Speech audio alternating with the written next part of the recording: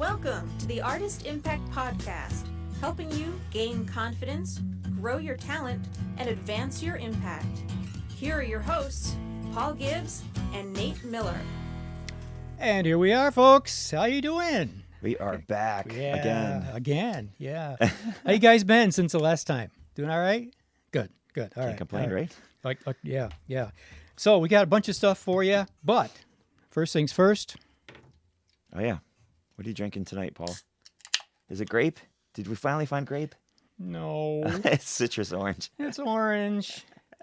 I heard somewhere. Now, maybe you guys can confirm this. I heard that grape Kickstart has been discontinued. Wait, seriously? Seriously. Somebody told me that. So I was in Dollar General the other day, and I asked the cashier. I said, I haven't been able to find grape Kickstart in like forever. I said, I heard it's been discontinued. Do you have any? She says, I don't know. She said, but the delivery guy will be in here today. She says, I'll ask him. Oh, wow. So okay. I don't know. But I did find some online. Huh. So There's some in a warehouse somewhere that's left over. It's a warehouse in China. But anyway, we got, all right. So here we are. All right, let's get with the important things first. Oh, we're going to talk about Spotify playlists in a little bit. We told you we were going to talk about that. We're going to dive in just kind of shallow to the Spotify playlist stuff this time. We're going to talk about some interesting but useless trivia. I've got the greatest, a great hit, a number one hit, not the greatest hit, a number one hit of the bubblegum genre, if you will. Yeah. Recorded by a group that never was. They didn't exist. I got that for you coming up. Studio session players or something? Well, we'll talk about it. All right. We'll talk about it. But did you know? Okay, did you know? I'm gonna give you a couple of here's a little trivia here. What you may know this. What do there's 100 folds in a chef's hat. Did you know that? I didn't realize there were that many. There's Wow. 100 folds in a chef's hat. Huh. I thought they just kind of, made it up at random, but Right. there's 100 folds. And I didn't know this either. It represents the 100 ways that you can cook an egg. No, I have Wow. never heard that. Wow. I have never heard that either. Poached, over easy, Sunny and side up. scrambled, sunny side up. Well, that's 4. Dippy eggs. Okay, dippy eggs.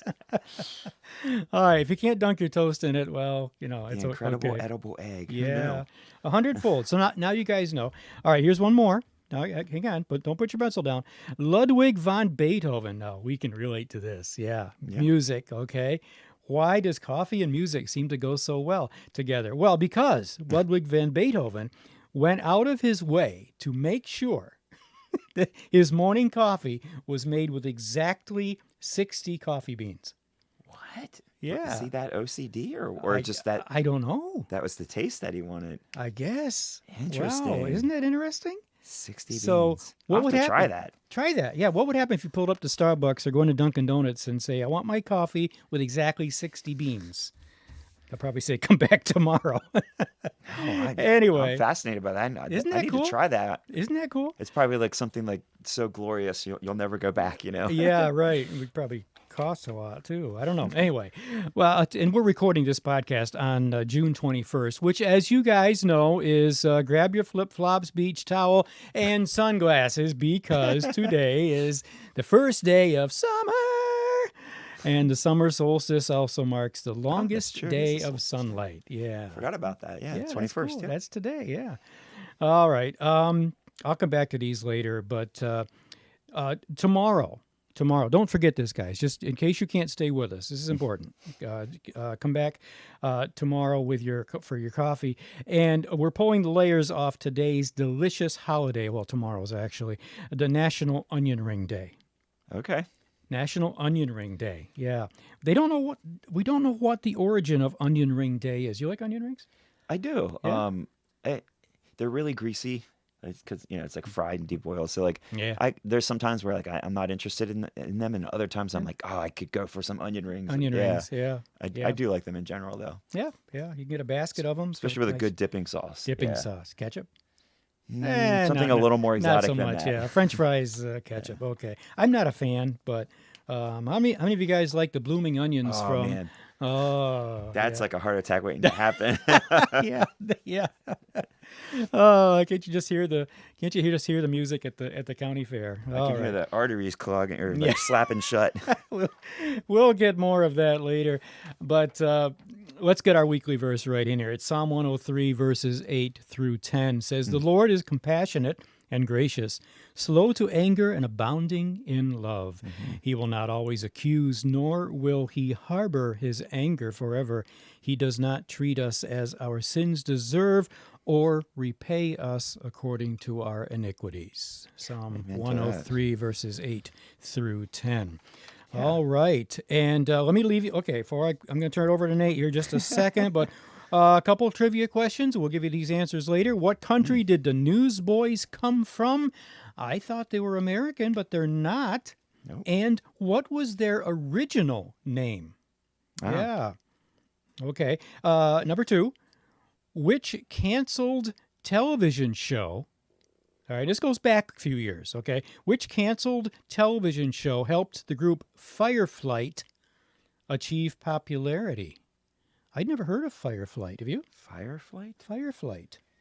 This is pretty obscure. Mm. You guys are going to have to Google this one. And it's Yeah. okay. Go ahead. And one more. Where did Casting Crowns get their start? Okay. We'll come back and give you those answers in just a bit. All right, sounds good. Yeah. Well, I picked this article and I didn't even think about it, but it worked out that it's the first day of summer. Yeah. And we got somebody Oh, who's yeah. known for writing songs about the summer and the beach and everything. But He gets around. Round. I know I'm getting some good vibrations from this Oh, one. yeah. Woo! Woo! That was good. So I found this great article posted on Discmaker's blog, and it actually came out today. On their blog. It's from 2017, actually. But it's Brian Wilson's Songwriting Tricks and Techniques. Now, I don't know if you guys are a fan of the Beach Boys. Brian Wilson, most famously known for being a songwriter for the Beach Boys, but I would think among others, he probably wrote goodness. songs for many different people, right? Yeah, absolutely. Absolutely. So even if you're not a fan of the Beach Boys or maybe not familiar with them, just take a listen to some of their songs, especially some of their greatest hits, and just recognize kind of the uniqueness of the sound that they have. Really not something you hear much anymore. No. They were kind of like the Beatles and the early groups of the mid to late 60s, even early 60s, where they started out real simple. Yeah. Every song was kind of like the same style, like the Beatles did. And then later they kind of morphed and expanded into different styles. Brian Wilson, Pet Sounds was an album that he just explored all kinds of different stuff. Yeah, they mentioned that album several times in this article. This article is really quite in depth. They give chord progressions and lyrics and a lot of examples. So I obviously can't read this whole thing to you guys, but I just want to kind of highlight some of these techniques that they're pulling out of Brian Wilson's songs and showing you how you can use these to make your songs more interesting. Even if you don't like their style or it's not your favorite, you can learn something from how he's basically a master songwriter in his particular style. But it says, the ingenious musical arrangements of Brian Wilson and the Beach Boys. We explore the Brian Wilson's unique arrangements in an effort to better understand what makes him stand out as a master at crafting a song. This post will dig into some of the tricks Wilson used to write some of the most memorable and beloved songs in the 20th century popular music. The next time you're seeking inspiration for a song, maybe some of these techniques can stir the muse. So that's their introduction, and the first thing they start out with is talking about the different types of chords that Brian Wilson likes to use. And again, these aren't things that you're hearing in most modern pop music, especially pop music, and even in rock. We've sort of gravitated away from this. I mean, things go in cycles, styles come and go, but this is kind of what he used. This was sort of his arsenal. The first one is slash chords. Are you guys familiar with slash chords? You know what? I played the Beach Boys years ago, and I don't know what a slash chord is. So the first time I saw a slash chord, I had no idea what it meant. So you might recognize this. Like maybe you'll see a D with a slash, and then there'll be like an F sharp below it. That's a slash chord. That's kind of guitar vernacular for what it is. Yeah. And I didn't. The first time I saw it, I thought, well, you play the D first, and then you switch to an F sharp. And then someone later told me, no, the guitar plays the D, and the bass player plays the F sharp. But then I learned, well, no, you can actually play that on the guitar. And what it is, this is getting into music theory, but it's an inversion of the chord. So usually a chord is made out of the 1, 3, and the 5 step of the scale. So your first inversion would be having the third in the bass instead of the root note 1. So your formula would be 3, 5, 1, and then the second inversion would be with the fifth note in the bass. So it'd be 5, 1, 3. Right. So it's just an inversion of your major chord. You just change what note is in the bass or the lower note of your guitar if you're playing on guitar. But Brian Wilson is a master user of these inverted chords or slash chords.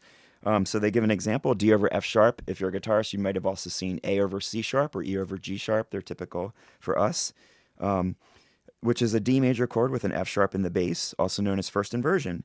The slash chords pop up quite a bit in rock, they say, but Brian Wilson uses them more extensively and creatively than perhaps any other songwriter in rock and pop music. One of the ways that he uses these are in his bass lines. So Brian Wilson was a bassist, so it only makes sense that he would think in these terms. And one of the ways to use them is to hang on one chord, so the guitars are playing one chord, and the bass descends underneath. So the slash chords is the bass note underneath. So if you have the D over the F sharp is what the bass is playing.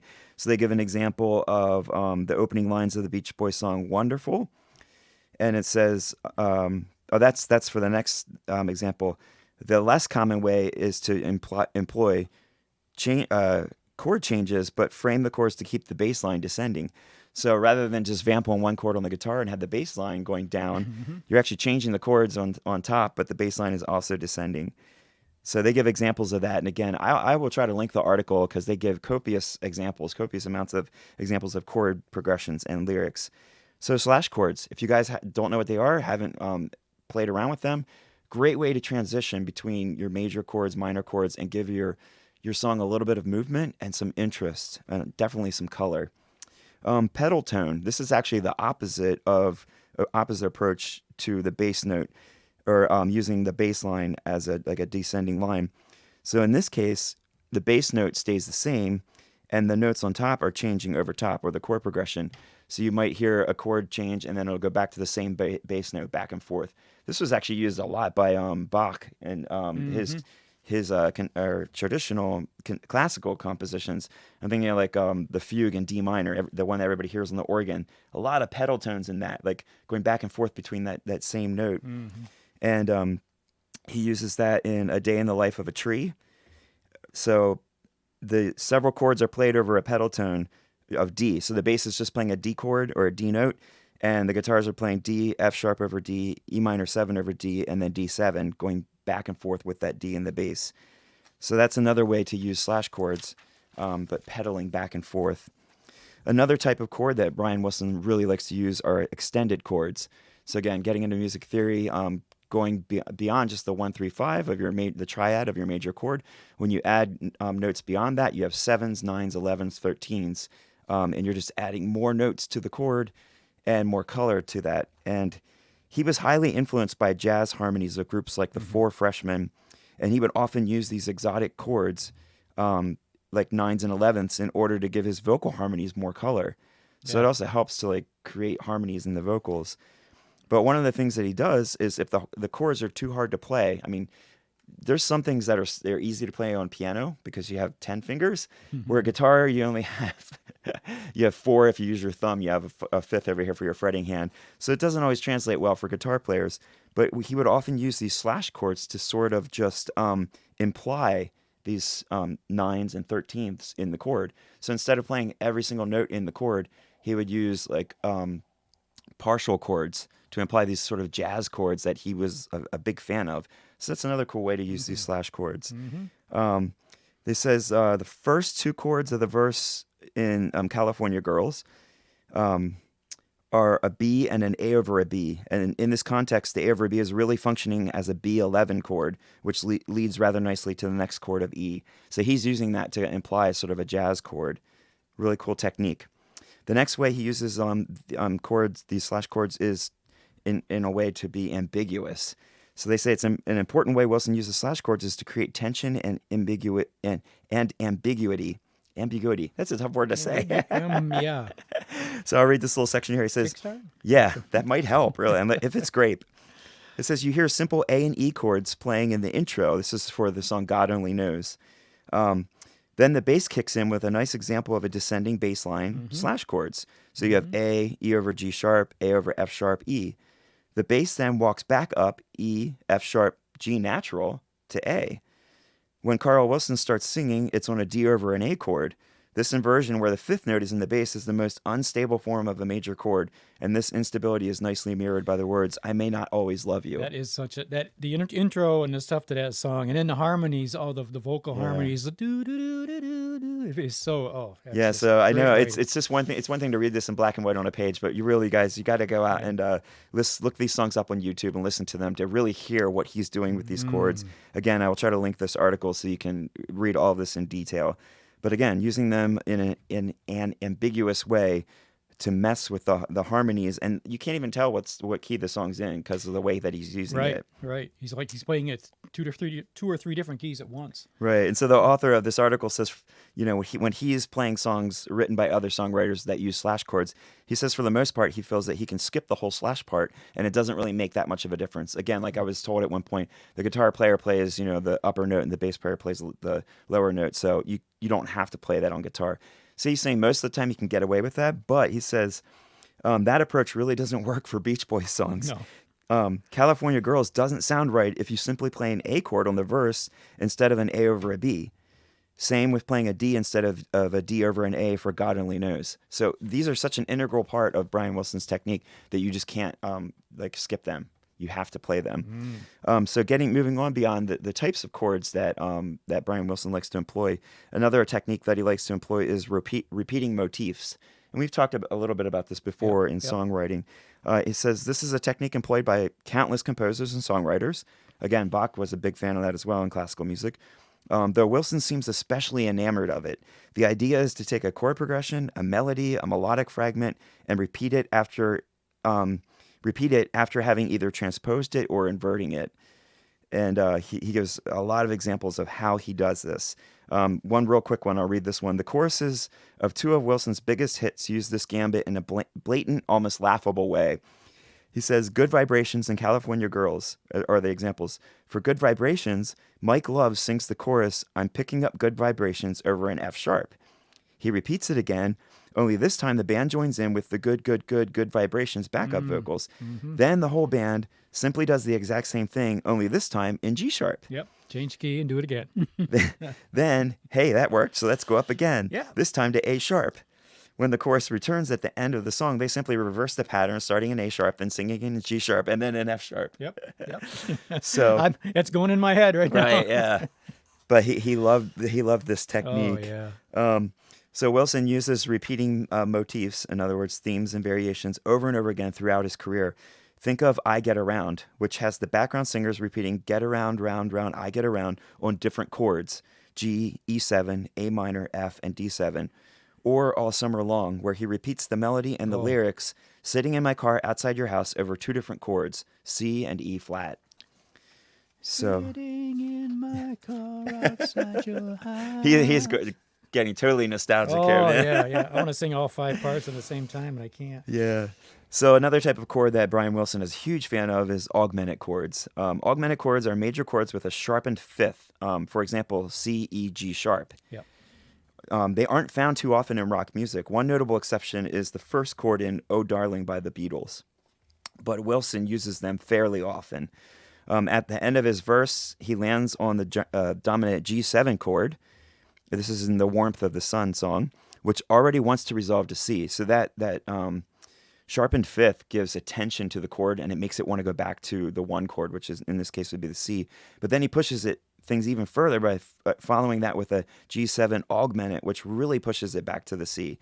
So he's using these chords and these colors and these shapes to give a lot of attention to his chord, to the progressions, to push you back like melodically to where he wants the melody to go and the chord progression and the cadence of the song. Really, really cool stuff. Next section, he says half diminished chords. And again, I know this is getting thick into the woods of music theory, but a half diminished chord is the same as a major seventh flat 5. If you guys don't understand that, it's okay. You'll get to it at some point. C, E, G flat, B flat. B. You said major seventh. It's with a flat 5. Flat 5. Yeah. So half diminished is a C. Half diminished is a C, E flat, G flat, B flat. B flat. Yeah. Okay. Again, these are not chords you guys are normally hearing in modern pop music anymore. Though half diminished chords are frequently found in jazz, Wilson is one of the very few rock songwriters to regularly employ them, and they give his music a unique sound. Again, if you hear a Beach Boys song, you know it's a Beach Boys song. It's very characteristic. Oh, yeah. Yep. So whether you like that or not, that's different. That's up to you. But if you want to understand why it sounds that way, this is one of those reasons. There are 2 ways in which Wilson uses half diminished chords. One is simply a byproduct of his bass lines. Again, being a bass player, he's thinking about the movement of the bass, and that comes out in his chord progressions. Another way Wilson uses these chords is much more typical of jazz, which is a predominant chord setting up your dominant 7th, often a flat 9th chord. Again, music theory, I know. We see a beautiful example of this form from the bridge on Caroline No on Pet Sounds. And they give you the chord progression and the lyrics there so you guys can follow what he's doing musically. So click on the link to the article so you can read more about that. The next one, and I think this is the last one they talk about in this article, the technique that Brian Wilson loves to use is modulations. You're a big fan of that too, Barry Manilow. Love to modulate the end King of the song. key change. Yeah, right? So modulation is just another word for a key change.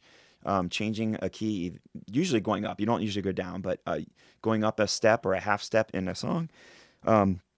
So far, all of these techniques are pretty easy to employ yourself, the author says. Though granted, it's nice if you have Wilson's gift for melody.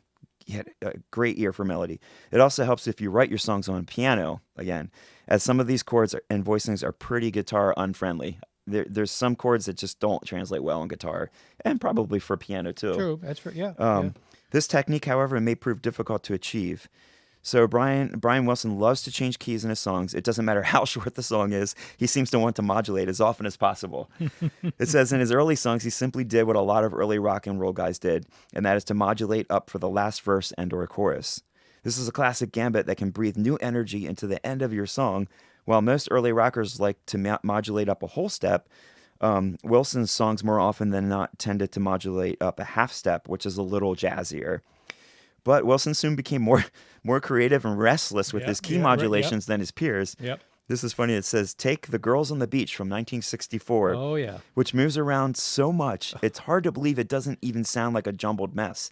The song starts in E flat, modulates up to E for the chorus, has a bridge in G minor, and then in the final verse, it moves from E flat to E, up to F for the chorus, and then back down to E for the outro.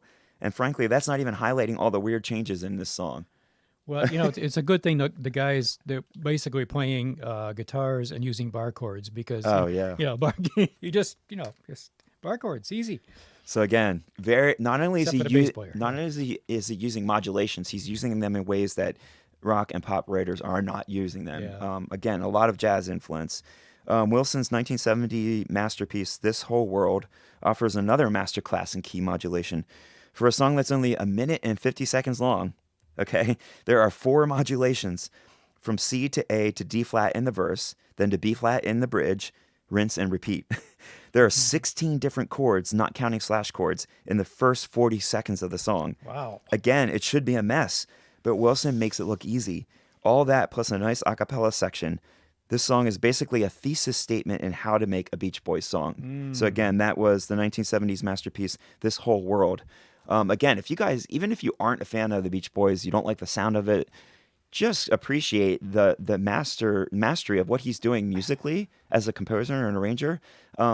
And the thing is, when you listen to these songs, you're probably not even recognizing the complexity of them. Right. You're not hearing that unless you have a really good trained ear to hear what he's doing. Oh, yeah. You have no sense that what he's doing is so tricky and intricate and really clever. I think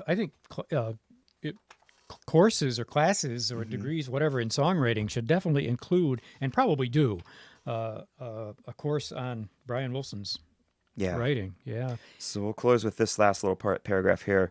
He says there's plenty more to discover in the songwriting of Brian Wilson, but let's finish up with Don't Talk, Put Your Head on My Shoulders, a Beach Boys classic that incorporates everything we've discussed so far. Slash chords, both of the tonal ambiguity and descending bassline varieties. Woo! Yeah. Tongue twist.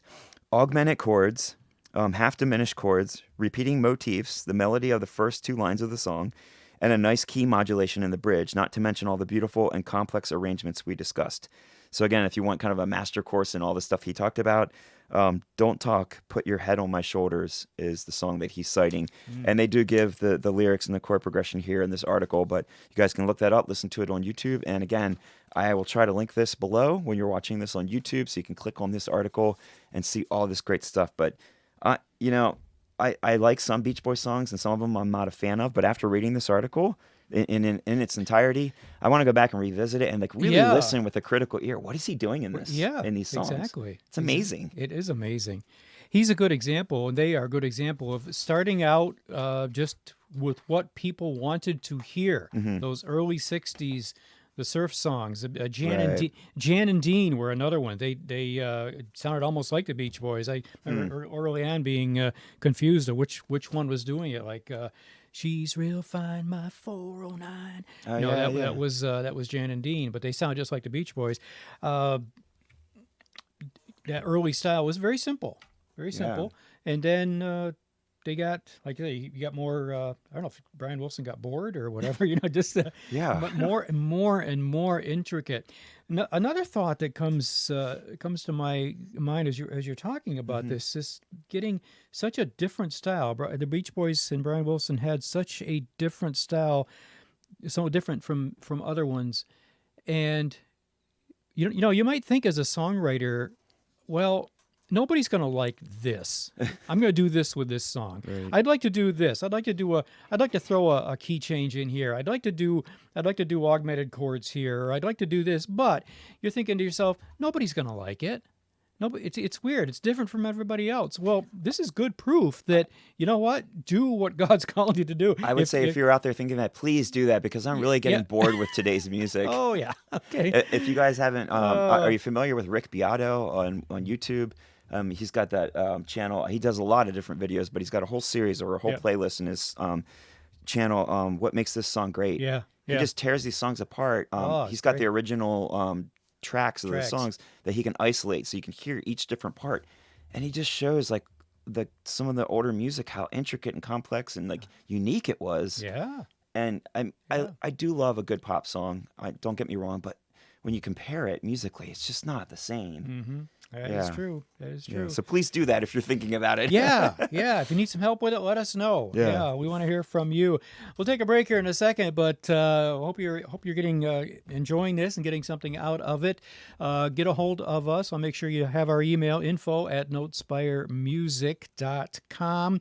We want to hear from you. We got the answers to our trivia questions and all kinds of stuff coming up. Yeah, so we'll be right back as soon as I do this. There we go. You're listening to the Artist Impact Podcast with your hosts, Nate Miller and Paul Gibbs.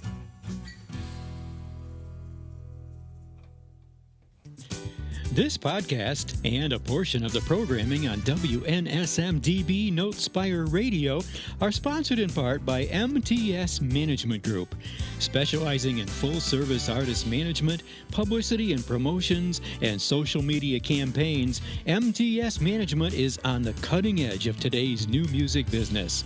To learn more, visit mtsmanagementgroup.com. MTS, where indie artists go for major coverage. And now, back to the Artist Impact Podcast with your hosts, Paul Gibbs and Nate Miller. Yeah, we're back. You're back. Woohoo! And by the way, I want to mention, if you guys, anybody would like to help out, be helped out and help us out by being a sponsor of the podcast, not just this one, but the other two that we have, and Notespire Radio, just like MTS Productions is, we would love to have you on board. We'd love to be mentioning you as a sponsor of the podcasts. And helps you out, and it helps us out as well with some of the costs that we have in doing all of this. So go to the website, notespiremusic.com. It's all there. You can scroll down and be a sponsor. Yeah, it's easy. All right, so let's see. Let's give the trivia answers here. All right, so let's repeat the question. What was the question? I don't remember. Right. What country did the Newsboys come from, and what was their original name? Do you know? The original name? Yeah. I want to. They weren't. No, DC Talk was a different group, right? That was a different group. Yeah. Was somebody from DC Talk in Newsboys? Oh. I might be mixing them up. I'm not sure. That's I know the country possible. that they're from, but I won't give it away. But I don't remember what their original name was. All right. Well, who said Australia? Yeah. Yeah. They're from Australia, and their original name was simply The News. Oh, okay. The News. Yeah. Huh. Yeah, I don't know why Newsboys. I don't know why I'm making a connection with DC Talk. I'll have to look that up then. There might be something there. Yeah. Yeah. Which canceled television show, you would have had to Google this, but if you did, you know it. Which canceled television show helped Fireflight, the group Fireflight, achieve their popularity? Lindsay Wagner? Ring a bell? Oh, She was the star. Lindsay Wagner. Why do I know that name? Oh, wait, the Bionic Woman? Yes, a bionic woman. Yeah, now I don't know what the connection is there, guys. Yeah. Maybe you do, but Did I'm they not sure if remake that or what? I don't know. Maybe they had some music on there or something. Interesting. Maybe, yeah. The Bionic Woman. The group was Fireflight. All right, and Casting Crowns. Well, they got their start like probably many other groups as a youth group worship team. Yeah, I remember hearing that. They were Yeah. youth leaders or worship leaders. I don't know yeah. what church they were at, but Down you know, south somewhere. somewhere, yeah. Probably near Nashville. I don't Yeah. So we'll have, hopefully you got some of that stuff, and Yeah. I'm going to fill in some more of these blanks here. You know about Jacob and Esau, right, in the Bible? Well, which one? According to Esau, he traded his birthright for a warm bowl of lentil stew. Give me some of that red stuff. I'm I'm dying. dying here. Yeah. Well, it says what food is. This is June 23rd. Okay, which may have already been passed, but it's National Porridge Day, by the way. Where are we going Is that with what all I was this? like? Yeah. Where are we getting? Where are we going with this? National Porridge Day.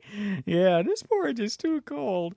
Anyway, read Genesis 25 verses 29 through 34 and figure, you can find out about that and try this. It's an ancient dish, a porridge. Yeah. All right. And of course you knew that June 24th, I know you know this already. It's Preaching to the choir here. take your dog to work day, right? You knew that. Okay. Yeah, I mean, our furry friends might take your dog everywhere else, right? Walmart, yeah. Walmart, yeah. Yeah, we were in Dollar General the other day. Woman had this little dog in her shopping cart. Was it a seeing eye dog? Or? No, it was. I know, and I wanted to ask her how much they were getting for dogs that day. But anyway, even though our furry friends might not be great at writing emails, they are exceptional at lowering stress levels and brightening up the workplace. They may do something else to the workplace, which we won't talk about it right now. But anyway, all right. That's all I got. Okay. You're welcome. Yeah. All right. Well, hey, remember bubblegum music? Yeah. All right, bubblegum music. I don't know why they called it that. Well, nowadays we have what's called bubblegum pop. It's the same. Bubblegum pop. Yeah. Okay. So they still use that term. All right. Yeah. I'd like to know where the We'll have to bubblegum look that comes up. in. Yeah, look that up. All right. Anyway, all right, so this was one of the most popular songs that there was. It was number 63 on the Billboard's Greatest Songs, not just of the year, of all time. Get this, 1969. All right, number 63 on the Billboard Greatest Songs of all time. All right, I won't tell you the title just for a second here, but it's probably the best bubblegum song ever, and it was by a group that didn't even exist. All right, the song. Was that Milli Vanilli? Did they? Oh. Anyway, if you believe the rumor has it that this song was turned down by the Monkees. Oh, Yeah, who thought, believe it or not, it was too cheesy. All right. Wow, You too gotta be cheesy for kidding. the Monkees. Yeah, okay. It spent 8 weeks at the top of the charts in the United Kingdom and 4 weeks in the U.S. It couldn't be too cheesy then. Okay, it's not that cheesy. Like I said, number 63 on Billboard Greatest Songs of All Time. Former President George W. Bush, he said this song was one of his favorite songs, and it was played at Jenna Bush's wedding party Oh, wow. in May of 2008. Oh, do you remember the song? Let's see. No, I don't remember it. Okay. The song was written by Jeff Barry and a name that you might remember, Andy Kim. All right. And the group was a group of studio musicians managed by Don Kirshner. Well, there you go. Session players. Yeah, session players. The lead vocal was by Ron Dante, who I tell you, if you wouldn't realize, you hear him on a lot of songs from that era. Ron Dante's lead vocals, and he and Andy Kim sang all of the vocals except for the one line it says, I'm going to give it away, I'm going to make your life so sweet. Hey, hey, hey. You know what I'm doing? It's not in tune, but all right. I'm sorry. No, please don't turn this off. All right. Anyway, the song was, of course, the Archies. Sugar, sugar. Da, da, and you talk about motifs or musical motif. Da da da da da da. Oh, honey, honey. Da da da da da da. You are my okay. Anyway, a little trivia for you. Yeah, a great song by a group that never existed. They just called themselves the Archies. That's the same thing with Milli Vanilli. They were all session players and singers that recorded that stuff, and the two guys that they put out as the frontmen, they couldn't even really sing those songs. They weren't musicians, but all that music that actually became radio hits were all done by session players. All by session players. Yeah. I did find the definition or the origin of bubblegum, or also called bubblegum pop, by the authority that Wikipedia is. But let's read it anyway. Is pop music in a catchy and upbeat style that is considered disposable, contrived, or marketed for children and adolescents. The term also refers to a pop subgenre originating in the United States in the late 1960s, which you were just talking about, that evolved from garage rock novelty songs and the Brill Building sound, which don't know what that is, and which was also defined by its target demographic of preteens and young teenagers. It says teeny bopper music. Yeah, okay. The Archies' 1969 hit Sugar Sugar was a representative example that led to cartoon rock, a short-lived trend of Saturday morning cartoon series that heavily featured pop rock songs in the bubblegum vein. Interesting. Yep. What's some of the other ones? Sugar Sugar was one of them. There was one by 1910 Fruit Gum Company. What was that one? I can't remember the title of it, but anyway. Interesting. Yeah, look that one up. Most bubblegum acts were one-hit wonders, it says. Yep. Yeah. Yep. Use the same musicians, change the name, do another song. Interesting. Yeah. It is interesting how simple, we talk about those early 60s songs and the bubblegum music and stuff like that, how simple those songs were. The simple chord progression, sometimes just 3 chords. It was almost like they wrote the song specifically with the intention of to rhyme the lines. They put more emphasis on the rhyme than they did the content of the line itself. Yeah. But that's the way it was back then. And then like with the Beach Boys, it got more and more complicated. Our songwriters and groups weren't really into that anymore. They got the song got a lot more intricate. Yeah, I think as a musician or a songwriter, I would get bored doing that after a while. Yeah, I guess, yeah. And as the whole demographic, as the audience for those songs kind of grew, it's just a natural progression. Now we're doing 7-Eleven worship songs. Yeah. Yeah. I mean, I'm not putting those down, but it's gone back to that simpler. Yeah, and in some ways that's a product of it's a utility for that, because exactly right. You need people to be able to sing along, right. From verse 2 on. Like they've heard a verse and a chorus, and then they know the song already, right? So they can sing in a corporate worship setting. Yeah, exactly. Well, we talked last time a little bit, or we said we were going to talk about Spotify playlists. Yeah. So I got a little bit of stuff here. We're gonna take a very shallow dive for this episode into Spotify playlists. I want to give you just a little bit of info here. Three major types. Now, I didn't know this. I just looking this up. I'm learning a lot here too. Yeah. Three, not Spotify playlists. They come into three categories: the Spotify editorial playlists, algorithmic playlists, and finally listener playlists. And I just want to give you a little bit of description of each of the three kinds. So let's start with Spotify editorial playlists. Now, these are playlists that are curated by Spotify's shows and editorial team, which is a team of music experts and genre specialists from around the world. And Spotify hires these folks to curate and manage Spotify's own playlists. Now, these playlists, the thing about these, they tend to have large followings. They're typically the first playlists that most people think of when we're talking about Spotify playlists. Right. They were editorial playlists, again, curated by Spotify's own team. They tend to be genre-specific. So think like rap caviar. Why would I think that? Hot country or rock this. Okay. The more others can tend to be more context-driven, like songs to sing in the shower. Interesting. Yeah, I'm going to subscribe to that one. Teen party, or maybe relax and unwind, and there's countless more genre-specific. So those were the playlists that we mentioned last time. That Yes. When you're upping your Spotify playlist strategy, that the author said those are the ones that everybody is vying to try to get on.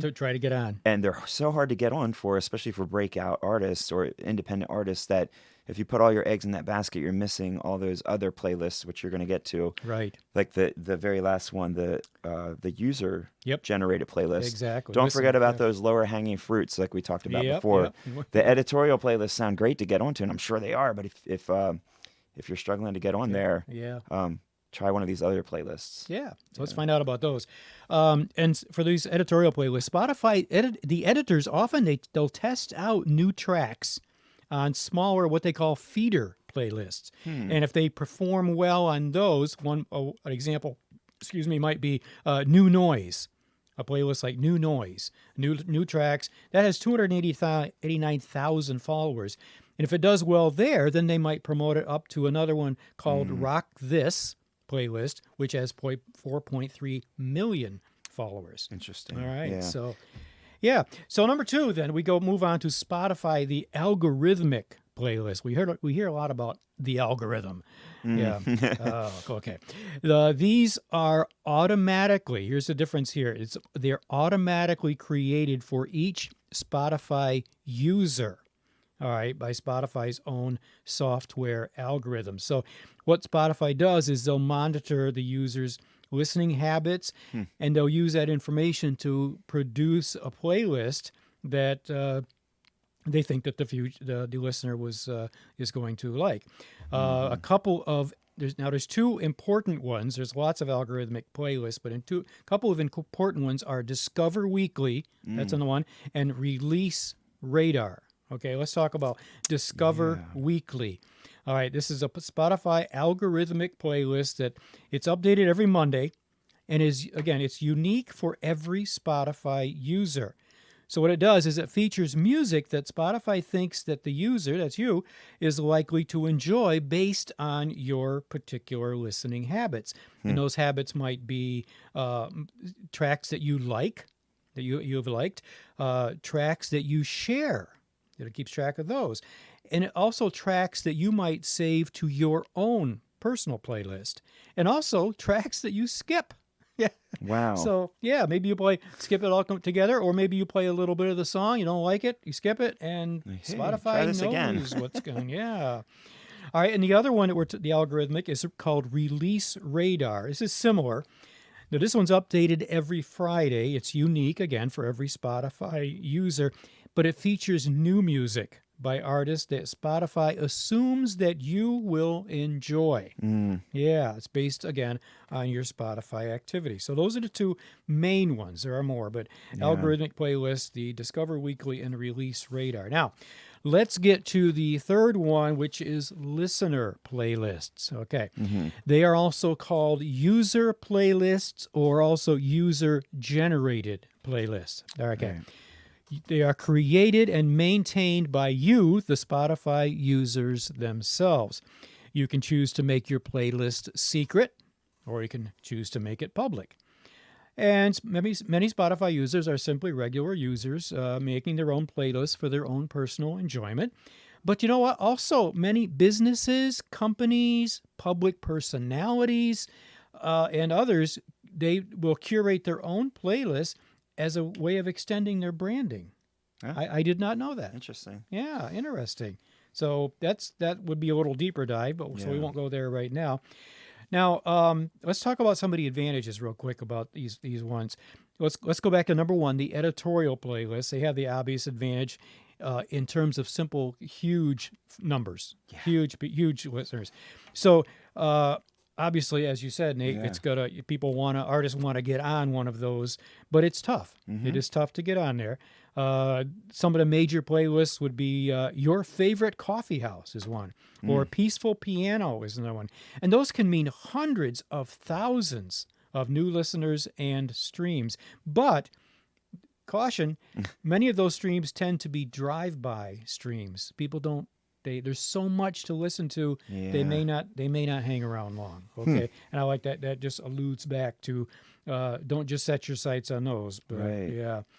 So let's go number two, the algorithmic playlist. They can reach a highly targeted audience of listeners who are almost certain to love your music, which can result in a surprisingly large number of streams, particularly for talented artists in less popular genres. Yeah, where you're kind of a bigger fish in a little bit smaller pond. Yeah, Spotify users who listen to playlists like Discover Weekly and Release Radar, they also tend to be much more engaged, actively searching for music that they love. So that's a good to set your sights on. Yeah. And then finally, the listener playlist, as we just said, can sometimes attract large numbers of followers as well. They can produce a significant number of listeners and streams for an emerging artist. So they also have the potential to influence the algorithms to get you on the bigger playlist. So whenever a user adds your track to their playlist, it tells Spotify, oh, this person really likes, and these people really like this song. So if they collect enough of that data, then the Spotify will take your track and just keep moving it up. So, yeah. So that's some basics good there. Stuff. Especially for people who are new to Spotify, maybe you're not on that app yet, or just wondering how those things work. Some basic information about the kind of different tiers and everything. But again, like we shared last podcast and this one, there are all these different types of what do they call them? The right. I just totally forgot that. Here's the paper. You find your playlist. That's the word I was looking for. All these different playlists. And he's younger than I am. Anyway. I have so much information bouncing around in my head right now, but all these different playlists to get on, and but just it's nice to know that there are different playlists, not just the big major ones that Spotify is curating themselves. Right. So if you're overwhelmed when you get on there and think, man, how am I going to get on these playlists with these national or international artists? You don't have to start there. You can work your way up, especially if you can get people to like you said, to like your song, add you to their user-generated playlist. The more that happens, the more Spotify sees that and pushes you up in the rankings. Yeah. So your next question is probably going to be, okay, how do I get on there? Well, we'll cover that next time. Yeah. All right, let's move on to, again, another tech kind of related thing. And this is from the Music and Copyright blog or report. This is talking about podcasts, and it says podcasts set to become a money spinner for music streamers. I think we touched on this several podcasts ago. I don't remember what number it was, but we were talking about how Spotify was starting to buy up podcasts and how it was actually kind of watering down the field for musicians, because not only were there musicians and artists on there getting their music, but now Spotify's adding podcasts to the mix. And so there's so much more content on there now that it's almost like they're vying for people's attention, and so artists might suffer inadvertently because of that. Some of the people were kind of forecasting that might sort of dilute the attention stream for music lovers, specifically on Spotify. They've really been trying to break into the podcast branch and field for a while now, because they're seeing the great popularity of them and the chance for making some revenue.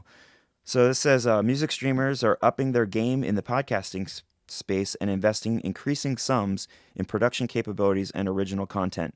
Podcasts have long been difficult to monetize, but the quality and diversity of output has increased significantly in the last few years, pulling in larger audiences. Listeners tend to be young and relatively more affluent, which is attracting serious advertising dollars. Streamers now need to ensure that going forward, they don't spoil the medium by overloading it with a surfeit of brand messaging. In addition to ads, subscriptions look likely to provide a decent secondary revenue stream, although the challenge of getting listeners to pay for what has, to this date, largely been available for free is not an unsubstantial one. So I think this is interesting as podcasts become more popular and they're trying to get more people to subscribe to them in order to make some money, not, in addition to like the advertisers. Are people going to do that? Because so many of the podcasts are available for free now. Yeah, exactly. So if you make a paid subscription, but I don't know. There are some of them out there that have both a free version and a subscription version where you can listen to so much content for free, and then if you want like the extra content, you pay to subscribe, and that's their way of kind of like keeping it sustainable, and giving their fans, their paying fans, something more for their support. So I can see that. Yeah, but, I can see that, but there's so many out there, so much out there. If you just don't really think that that's a good idea, you can find some other podcast or whatever to probably tell you the same thing. Yeah, it'll be interesting to see how this goes, because I'm just thinking if it gets to the point where like iTunes, or iPod, Apple Podcasts, if you have to pay to even get on there, I don't know if Apple could do that for all of the podcasts or if it would be left up to the different podcast creators. But yeah, I'm gonna keep looking at that because I'm not sure how that's gonna affect artists and musicians. But the thing about Spotify, like flooding their app with podcasts and creating like having so much more content on there is interesting. Is that going to dilute the attention of the people who are the listeners who are on there looking for music, because now they got to wade through hundreds of thousands of podcasts on top of that. So hopefully they do it in a way that separates them so that people who are only interested in the music are getting that. But I have a feeling the way that Spotify works, because they're trying to get people to listen to everything, especially for the ad revenue, they're probably going to say, oh, you like this song or this playlist, try this podcast. You might also like this podcast. So we'll see how that pans out as Spotify really starts to solidify this. I was just trying to look up there's a big streaming platform in India, and I forget the name of it right now. It begins with J, but it's cool because we just got our podcasts on that platform in India. Oh, so, I forgot about that. It's pretty cool. So it'll all be interesting to see how all this plays out. We're going to try to keep our fingers on the pulse of it all and let you guys know. But again, I want to repeat one time before we sign off here is about being a sponsor of this, because we really want to help you. Our podcasts are growing and reaching more and more people, which is something we pray for. And if we can get your name on here as a sponsor, that's gonna help you, and it helps us as well. So check that out. Let's see. Was there anything we forgot to tell these good folks? Well, what do you guys want to know about? Yeah, we know you want to know more about Spotify. We're gonna fill that need for you as time goes on here. Yeah, let us know if there's other topics that you want us to talk about specifically. We go through the internet, look at different articles that sort of stand out to us, and if we find it interesting, we figure that you guys will find it interesting as well. That's why we like to share it with you and kind of pay it forward. But there's so much information out there. We obviously can't report on all of it, but if there's something specific, a topic or a subject that you're really curious about, you want us to research it so that maybe you don't have to, let us know. info@notespiremusic.com. Yeah, get a hold of us. Website, of course, is notespiremusic.com. All kinds of stuff there. Yeah. different ways we can help you do what God's called you to do: promotion, recording, arranging, songwriting.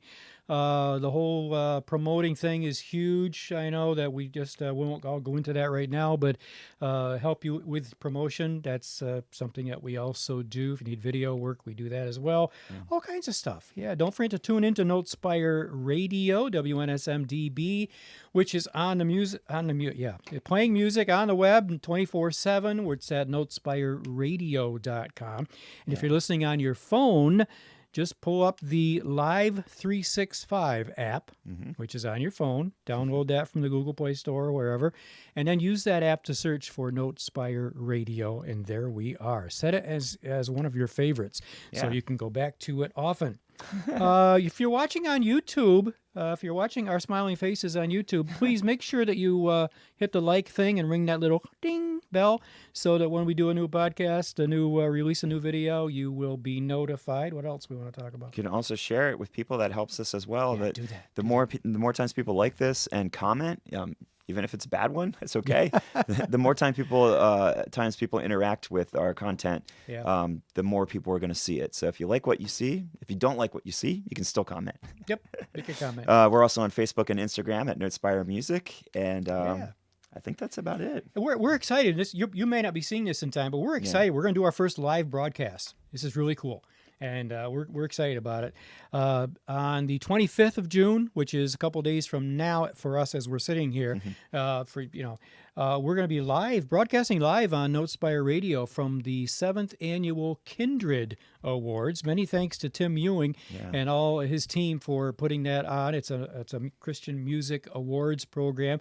We're going to be there broadcasting, interviewing the artists. We're going to have giveaways. I'm not sure what we're giving away yet. Maybe just some free advice, whatever.